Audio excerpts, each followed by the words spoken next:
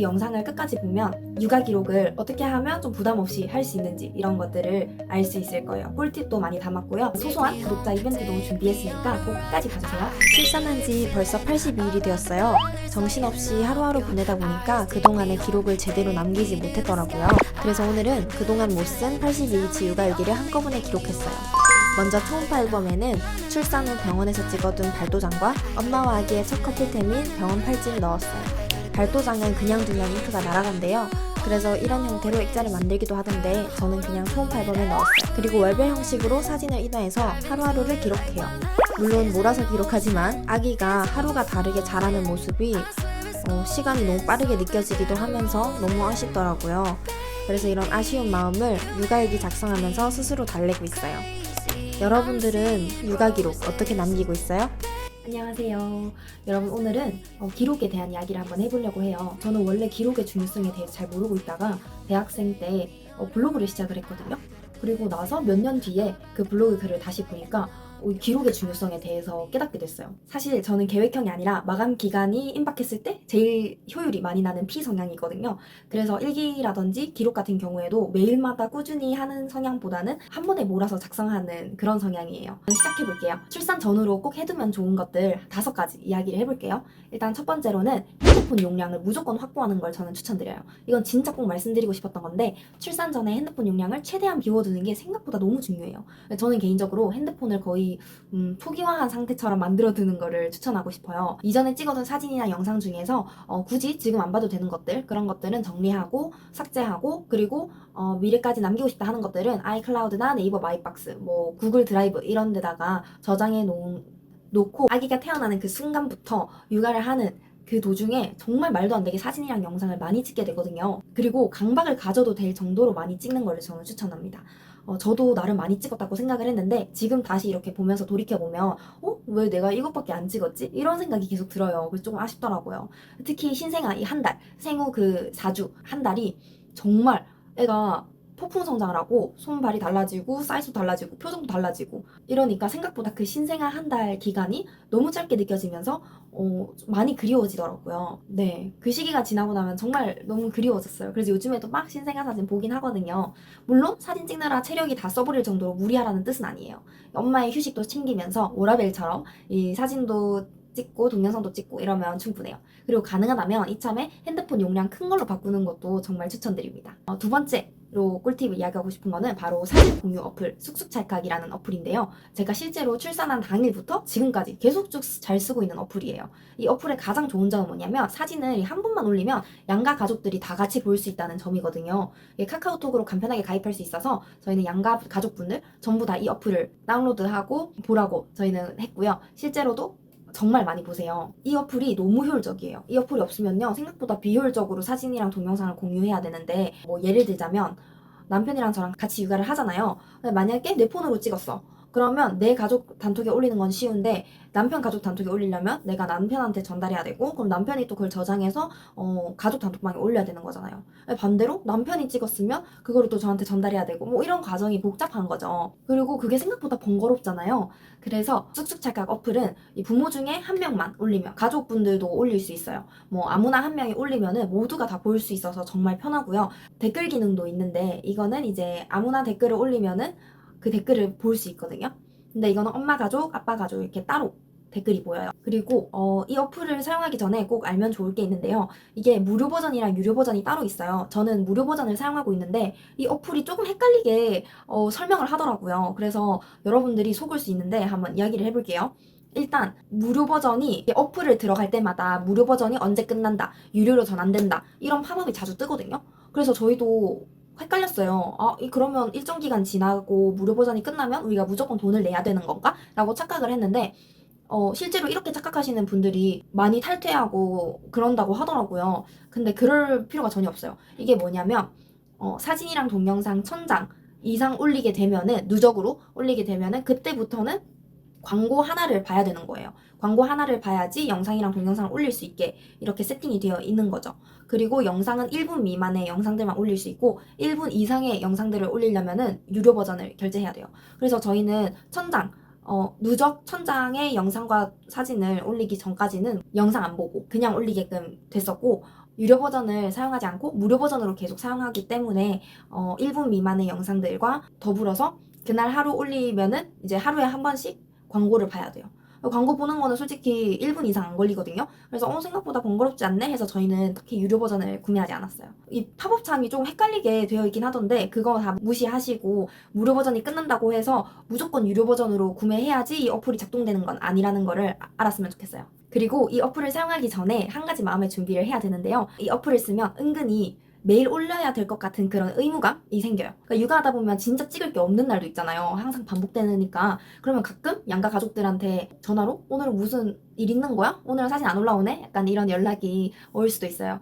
그래서 숙제처럼 느껴질 수 있는데 또 한편으로 좀 긍정적으로 생각해보면 저희 애 같은 경우는 양가 첫 손주거든요. 그리고 조금 멀리 떨어져서 다 살고 계세요. 그래서 얼마나 보고 싶겠어요.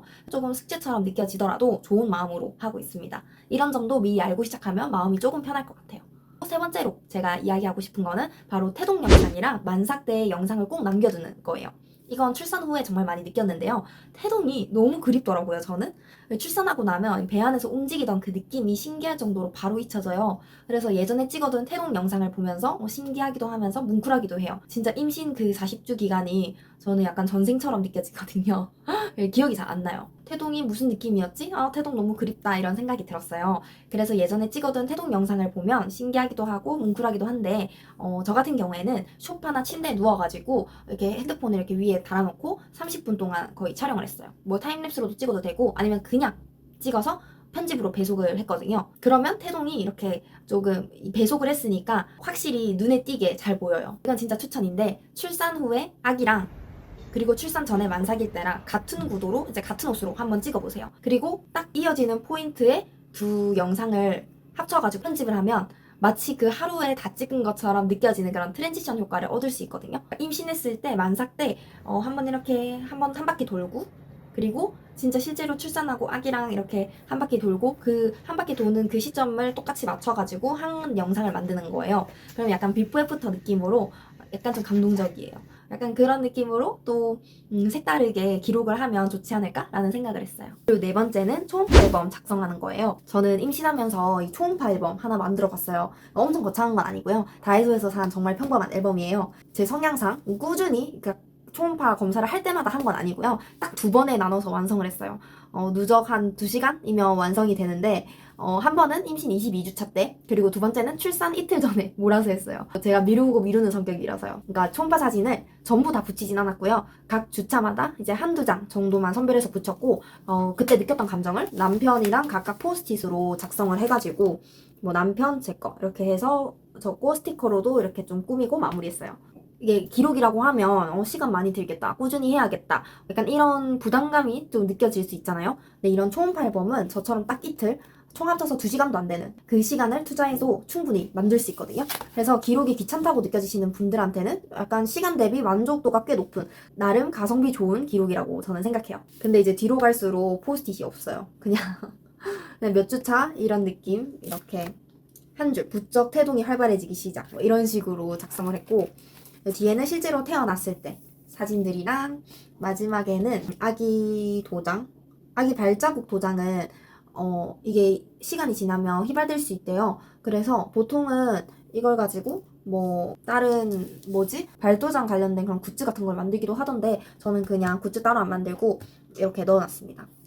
그리고 이거는 아기 태어났을 때 첫 아기와의 커플템, 제 팔찌랑 이제 아기 발에 있어가지고 있는 그거예요. 그것도 이렇게 했고, 그다음에 여기 잘 보면은 남편이랑 같이 찍은 만삭 사진도 이렇게 출력해서 했습니다. 귀엽죠?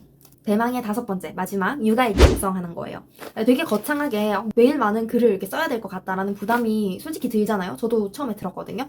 물론 그런 분들, 그 실천하는 분들 너무 저는 개인적으로 부럽고 존경스러워요. 왜냐면 저랑 너무 다른 성향이거든요. 앞서 이야기했듯이 저는 매일매일 꾸준히 쓰는 스타일은 아니고 한 번에 몰아서 확 쓰는 편이기 때문에 부담 없이 짧게 작성하는 그런 형식을 선택했어요. 제가 실제로 이 리훈 다이어리를 사용을 했는데요. 임신했을 때부터 쭉 작성을 했거든요. 물론 한 5개월치를 하루에 몰아서 하기는 했어요. 거의 뭐 몇 시간이 걸렸던 것 같긴 한데, 이게 이런 식으로 사진을 붙이고 두세 줄씩 뭐 내가 느꼈던 점이라든지 아니면 뭐 인상 깊었던 그런 날들, 그런 일 이렇게 간단하게 적었거든요. 너무 저한테는 부담이 없더라고요. 그리고 실제로 이거를 좀 오리고 붙이면서, 그리고 스티커도 붙이면서 뭔가 내가 완성시키는 육아일기 같은 느낌이랄까? 그런 애정도 들고요. 사실 이 다이어리를 인스타그램에 약간 조금 노출시킬 때마다 정말 사람들이 많이 물어봤어요. 댓글로도 그렇고 DM으로도 그렇고 이거 어디 거냐, 어디 브랜드 거냐, 어디서 구매할 수 있냐, 이런 문의가 계속 오더라고요. 그래서 제가 먼저 브랜드에 직접 연락을 드렸어요. 이렇게 약간 사람들이 좀 많이 궁금해하고 실제로 저도 진짜 잘 쓰고 있는 제품이니까 구독자분들이랑 같이 나누는 이벤트를 하고 싶다는 생각이 드는 거예요. 그래서 제가 브랜드 측한테 먼저 제안을 했는데 감사하게도 긍정적으로 봐주셔가지고 이번에 구독자 이벤트를 진행하게 됐어요. 이번 이벤트에는 인스타그램에서 5명, 유튜브에서 5명, 이렇게 해서 총 10분을 추첨할 예정이에요. 추첨기로 공정하게 뽑을 거라서 댓글을 막 엄청 길게 남기실 필요는 없어요. 그냥 참여하실 때 원하는 컬러 적으면 되고요. 컬러는 이렇게 네이비랑 라이트 그레이 이렇게 두 가지가 있습니다. 원하는 컬러 작성하고요. 만약에 원하는 컬러 작성 안 하시면 랜덤으로 보내드릴게요. 그리고 댓글에 이 다이어리를 어떤 식으로 뭐 작성을 하고 싶다, 어떤 용도로 쓰고 싶다, 이런 거를 좀 간단하게 작성해주면 좋을 것 같아요. 꼭 육아일기가 아니어도 괜찮거든요. 그냥 일상 기록용이라든지 아니면 먼슬리 플래너용으로도 충분히 사용할 수 있어서 육아맘이나 예비맘이 아닌 분들도 부담없이 참여하셔도 돼요. 이제 제가 실제로 사용하는 이 먼슬리 일기장에 대해서 조금 더 이야기를 해볼게요. 제가 이 다이어리를 좋아하는 이유는 일단 첫 번째로 두세 줄씩만 쓰는 방식이라 정말 부담이 없다는 점이에요. 두 번째는 하루하루의 변화를 볼 수 있다는 점이 저는 좋았어요. 아기는 정말 하루가 달라지게 성장을 한단 말이에요. 그래서 하루하루 이렇게 기록을 하면은 뭔가 한꺼번에 그 변화를 볼 수도 있고 나중에 시간이 많이 지나서 아기랑 같이 이걸 다시 들여다보면은 이때는 이랬구나 하면서 추억 회상하고 그러기 좋을 것 같더라고요. 그리고 세 번째로 좋은 점은 총 13장이에요. 그러니까 13개월 분량으로 구성되어 있어서 꼭 1월부터 시작하지 않아도 된다는 게 좀 매력 포인트더라고요. 부터 언제든지 자유롭게 시작할 수 있는데 저는 그래서 2024년 12월부터 2025년 12월 이렇게 13달을 한 이걸로 만들었습니다. 그리고 사이즈도 A4 용지 사이즈거든요. 그래서 엄청 가볍고요. 저는 실제로 지금도 계속 너무 잘 쓰고 있어요. 이 기록이라고 하는 게 잘 써야 하는 것도 아니고 완벽하게 해야 되는 게 아니잖아요. 그냥 남기고 싶은 만큼 할 수 있는 만큼만 해도 저는 충분하다고 생각해요. 이렇게 글, 사진, 동영상 뭐 어떤 형태로든 말이죠. 그래서 육아일기도 평생 써야지, 평생 막 완벽하게 해야지 이런 마음보다는 지금 이 순간만이라도 한번 남겨보자 이 마음으로, 약간 가벼운 마음으로 시작하면 훨씬 오래 할 수 있지 않을까라는 생각이 듭니다. 저는 지금 11월 달부터 밀려있나? 그럴 거예요. 11월, 9월은 붙이기만 하고 적진 않았고요. 아무튼 오늘도 몰아치기를 한번 해봐야겠어요. 벼락치기처럼 몰아서 하면은 어떻게 하면 좋냐면, 꿀팁으로 남편이랑 나눈 카톡 대화 있잖아요. 그런 것들을 이제 예전 일자로 돌아갈 수 있으니까 그거를 보면서 맞다, 내가 이랬었지, 이때는 이날 뭐 했었지, 약간 이런 생각으로 저는 카톡 보면서 적는 편이고, 그리고 사진 같은 경우는 저는 캐논 셀피 1500을 쓰고 있어요.